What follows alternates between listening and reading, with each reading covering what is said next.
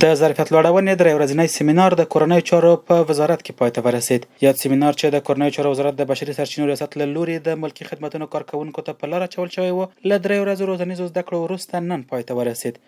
د سیمینار په پیل کې د کورنیو چارو وزارت مشرتابه هم ګډون درلود او په وار سره یې د یاد سیمینار په اړه هر اړخیزه خبرې وکړې او دا شان سیمینارونه یې د ملکي مامورینو په ظرفیت لوړولو او هیوادوالو ته د ښه خدمت کولو په موخه اړین وبلل. د کورنیو چارو وزارت د دفتر لوی رئیس مولوي زین الله عابر وویل: ګوره کوم معاش کومه تنخواه چې موږ ته راکول کېږي یا عشیه راکول کېږي یا موږ ته ضرورت راکول کېږي، دا موږ ته کفي نه دي. چې نه دي کفي نو څه غواړو د مقابل کې د الله رب العزت نه اجر غواړو، ځکه د دنیا هم نه دي پر ضرورت چې نه دي پر نو څه غواړو په دې خدمت سره چې 8 بجې یا 8 بجې راشو تر مازدیګر 3 څلور بجې پورې ناستو دینه په دې باندې د الله رب العزت نه اجر غواړو. الله رب العزت موږ ته اجر وکړي ان شاء الله تعالی. ادارات به کوم د نور پر مخسي او دغه تاسو سیمینارونه دغه درسونه دغه زیری دی چې موږ تاسو ملګری به کوم د خپل وظایف په خاطر کې سره انجاموي.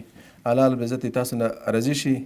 او بیا په خیر کې تاسو قدردانی کوو چې دا تکلیف مګاللای دی په دې سیمینار ته حاضر شوی. الله رب العزت موفق لره. په دغه سیمینار کې د کورنیو چارو وزارت د بشري سرچینو رئیس مفتي محمد اسماعیل حنیف ټولو ګډونوالو ته د ښه راغلاست ترڅنګ د یاد روزنیز سیمینار په اړه خبرې وکړې. لکه څرنګه چې ټولو هزارو ته څرګنده ده د وزارت د مامورینو لویه برخه چې د بهرني یرغلګر په وړاندې د جهاد او مبارزې د سپېڅلې وظیفې په وجه د اداري کارونه لرې پاتې شوي وه، نو د وزارت د مشرتابه په لارښوونه د بشري سرچینو ریاست اړتیا احساس کړه چې د روزنې او پرمختیا دندې ترسره کولو په سر کې چې د پلان جوړونې د څارنې او ارزونې د طرز سلوک مقررۍ مکتوب لیکنې راپور جوړول اړوند یو 3 ورځنی روزنیز ورکشاپ په لار واچوي. وروسته د کورنیو چارو وزارت د پیژنتون رئیس مولوي نجیب الله حکمت هم د یاد سیمینار په ارزښت خبرې وکړې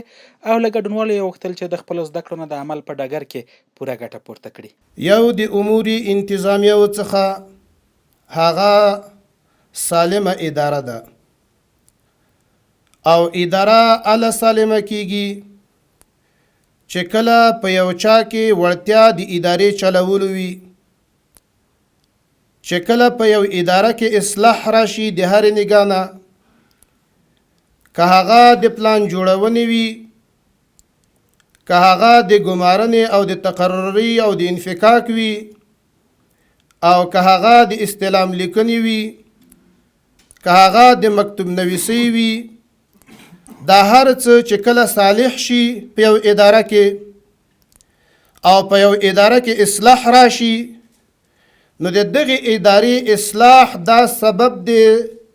صالحیت او د سالمیت د ټولې جامعې ګرځي. پاتې دی نوي چې په دغه روزنیز سیمینار کې د اصول او سلوکو پلان جوړولو، ګزارش جوړولو، د اجرااتو ارزونه او مکتوب لیکلو په برخو کې ګډونوالو ته لازمه روزنه ورکړل شوه. په پای کې د سیمینار په ګډونوالو د فراغت سندونه وویشل شول.